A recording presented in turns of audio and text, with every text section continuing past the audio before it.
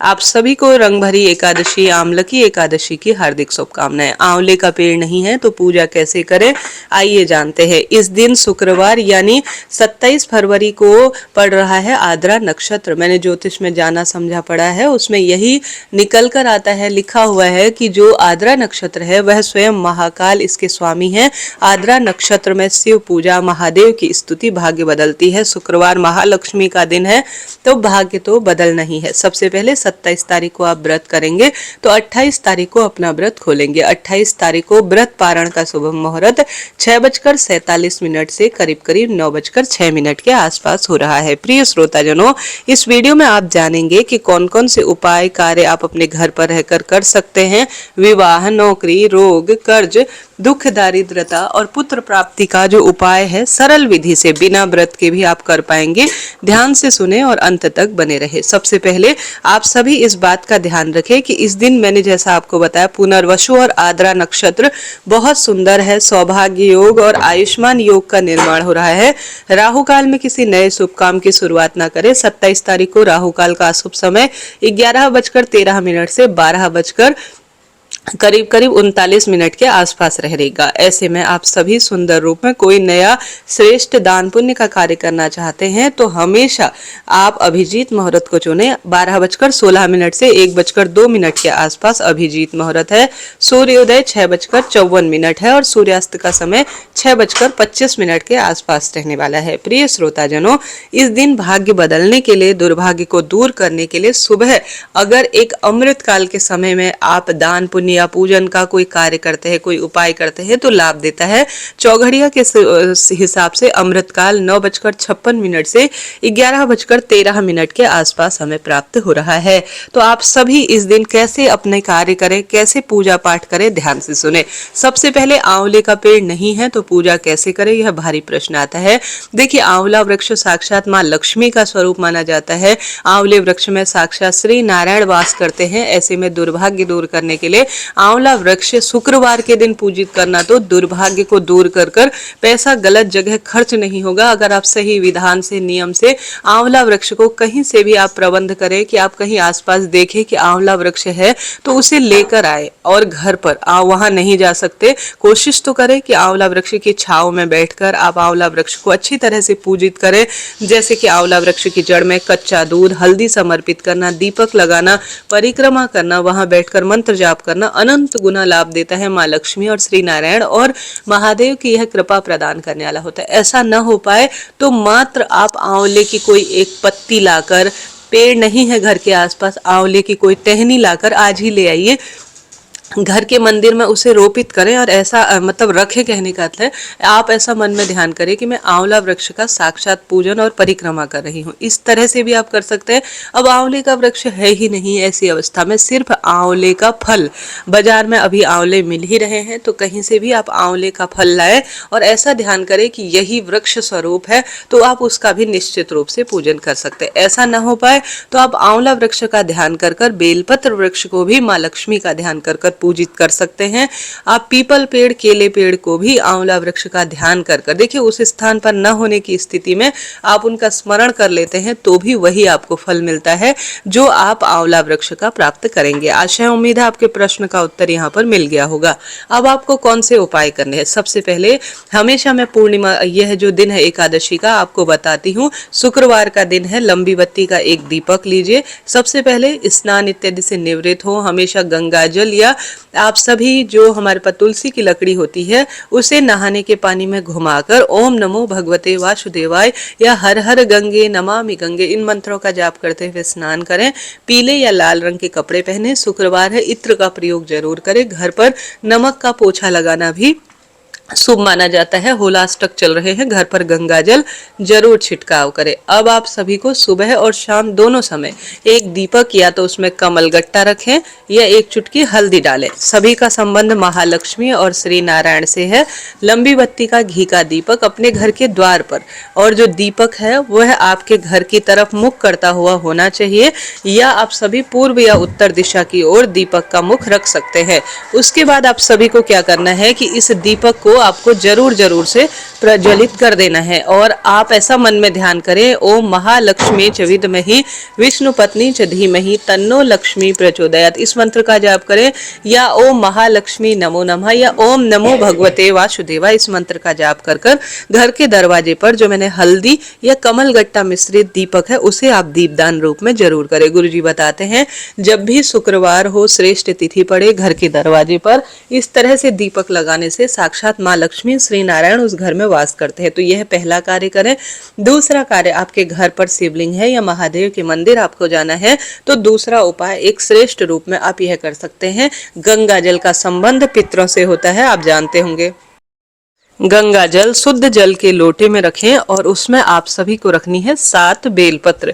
बेलपत्र भले ही शिवलिंग पर चढ़ाई हुई हो, परंतु 7 बेलपत्र और गंगा जल मिश्रित जल लेकर महादेव के मंदिर चले जाएं या घर पर भी कर सकते हैं। थोड़ा सा जल अपने पितरों का ध्यान कर कर, स्वधा माता सोमक पितर का ध्यान कर कर, श्री शिवाय नमस्तुभ्यम कहते हुए नंदी बाबा को आपको थोड़ा समर्पित करना है। बाकी का जो बचा हुआ जल 7 बेलपत्र है, अपनी मनोकामना कहकर सोमक पितर और आप पितरों के देवता आर्यमा स्वधा स्वधा स्वधा 3 बार बोलते हुए श्री शिवाय नमस्तुभ्यम कहते हुए सरल विधि से 7 बेलपत्र के साथ गंगा जल मिश्रित जल पितरों का तारण हो और सदा सर्वदा परिवार में खुशियां बनी रहे, ऐसी प्रार्थना करते हुए आपको शिवलिंग पर चढ़ा देना है। तो यह सरल सा उपाय है, करके देखिएगा, इससे भी लाभ तो मिलता ही है। तो यह 2-3 उपाय आपको करने हैं जो कि घर पर या महादेव के मंदिर में सरल विधि से आप कर सकते हैं। अगले उपाय की तरफ बढ़ते हैं, जैसे कि तुलसी की लकड़ी। मैं आपको हमेशा बताती हूँ जब भी एकादशी हो, अभी जो है हुलाष्टक भी चल रहे हैं, तुलसी की लकड़ी हवन समान मानी जाती है। अपने घर के मंदिर में तुलसी की सूखी लकड़ी को कच्चे सूत या रुई में लपेट कर आप ओम श्री विष्णवे नमः ओम जो है श्री नारायण के मंत्रों का जाप करते हुए अपने घर के मंदिर में जरूर प्रज्वलित करें, इससे श्री नारायण प्रसन्न होते हैं। तुलसी की लकड़ी को किसी पत्थर पर घिस कर अगर आप तुलसी की लकड़ी का चंदन बना लेते हैं, जिसे हरि चंदन कहा जाता है, उससे अगर श्री नारायण को आप समर्पित करते हैं, सुंदर उन्हें श्रृंगारित करते हैं, तो कहा जाता है श्री नारायण उस भक्त को एक बार गले जरूर लगाते हैं। तो यह कार्य आपको जरूर जरूर से करना है। शुक्रवार है, जैसा मैंने आपसे कहा कि जरूर जरूर से आप सभी को कहीं से भी इस आमलकी एकादशी के दिन जो आपके घर के आसपास कहीं से भी किसी मंदिर प्रांगण में विशेष तौर पर आंवले का वृक्ष होना, तो उसे आप सभी संतान प्राप्ति, धन वृद्धि के लिए आंवले वृक्ष की जड़ की अच्छी तरह से पूजा जरूर कीजिए। सरल इसकी विधि है, कच्चा दूध समर्पित करें, हल्दी समर्पित करें, जल समर्पित कर कर दीपक लगाएं, भोग प्रसाद समर्पित करें, आंवला वृक्ष की जड़ में बैठकर कनक धारा स्रोत का पाठ करना भी लाभदायक माना जाता है। परिक्रमा आप 5, 7 या 3 परिक्रमा कच्चे सूत से आंवला वृक्ष की कोशिश करें लगा सके। साथ के साथ रोग से प्रभावित हैं तो शुक्रवार की तिथि पर गुरुजी कहते हैं बेलपत्र का पेड़, बेलपत्र वृक्ष की जड़ में बैठकर दीपक लगाकर बेलपत्र वृक्ष की परिक्रमा कर कर अगर आप अपने रोग का स्मरण कर कर बेलपत्र वृक्ष की छाव में महामृत्युंजय मंत्र का आज के दिन जाप कर लेते हैं तो आपके रोग तुरंत ही कट जाते हैं और शारीरिक, मानसिक, आर्थिक कष्ट बंधनों से मुक्ति मिलना स्वाभाविक है। करके देखिएगा, लाभ मिलेगा। अपने घर के मंदिर में अगर आपके लड्डू गोपाल या श्री नारायण विराजित है तो इस श्रेष्ठ एकादशी पर उन्हें आप सभी कोशिश करें जरूर जरूर से आप उन्हें जो अबीर गुलाल है वह समर्पित करें। शिवलिंग पर भी अबीर गुलाल, माँ गौरा को भी अबीर गुलाल आपको चढ़ाना भूलना नहीं है, क्योंकि महादेव माँ गौरी के साथ काशी में रंग भरी होली खेलते हैं। श्री नारायण भी आज के दिन रंग की होली खेलते हैं, इसलिए यह दिन बहुत ही विशेष है।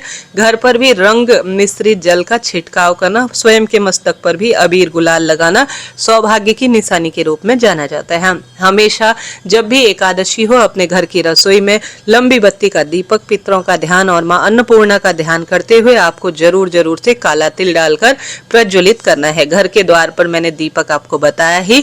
तीसरा, अपने घर की जो तुलसी है वहां दीप दान करें। चौथा, दीपक अपने घर के मंदिर में जरूर लगाएं। एक 5वां दीपक आप कहीं भी श्री नारायण महादेव के मंदिर में या अपनी बालकनी में जिस स्थान पर आप नहीं जा पाए हैं, जैसे आंवला वृक्ष के ध्यान में आप जो है या तो इस दीपक को द्वार पर या बालकनी या छत इत्यादि पर या किसी भी दिव्य वृक्ष में, आंवला पेड़ में मैं दीप दान कर रही हूँ, ऐसी प्रार्थना करते हुए दीप दान कीजिएगा। घर के मंदिर में ऐसी दिव्य तिथि पर ओम नमो भगवते वासुदेवाय या श्री शिवाय नमस्तुभ्यम किसी भी महामंत्र का आज के दिन राधा राधा नाम का जाप करते हैं तो यह भी लाभदायक ही माना जाता है।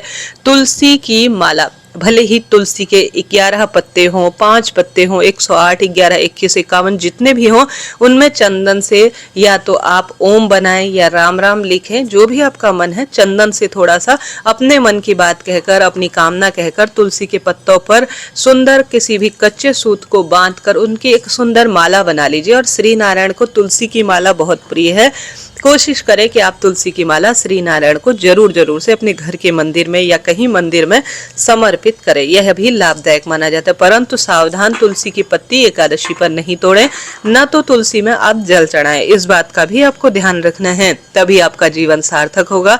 एकादशी के दिन घर पर या पूजा में चावल का प्रयोग बिल्कुल नहीं करना है, ये भी बहुत पाप के समान माना जाता है। पीतांबर रंग के वस्त्र पहने, बहुत डीप क्लीनिंग घर की ना करें।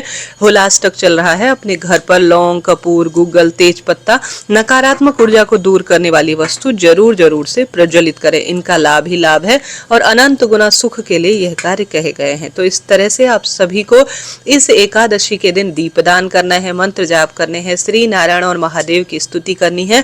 गौ माता को आपको रोटी में घी लगाकर, रोटी के 2 टुकड़े कर चीनी रखकर या गुड़ रखकर जरूर जरूर से सोमक पितृ या पितरों के देवता आर्यमा का नाम ध्यान करते हुए रोटी खिलानी है। उपवास आपका है, भगवान और गौ माता का नहीं है, इस बात का ध्यान रखें। तो इस तरह से आप आंवला, बड़, पीपल, बेलपत्र इन वृक्ष की जड़ को सिंचित करें, दीप दान करें, महामृत्युंजय मंत्र का जाप, महादेव श्री नारायण की स्तुति, एक समय का भोजन पंडित ब्राह्मण जी को गोविंद द्वादशी अर्थात एकादशी के दूसरे दिन जो द्वादशी आती है उसमें दान करें। खूब रंगों की होली खेलें, खूब उत्सव मनाएं। बहुत सुंदर फाग चल रहे हैं, बहुत अच्छा समय चल रहा है, खूब सुंदर अपना भाग्य प्रबल करें। एकादशी व्रत करें या न करें, इन कार्यों को आप बिना एकादशी के भी कर सकते हैं। अभी के लिए इतना ही।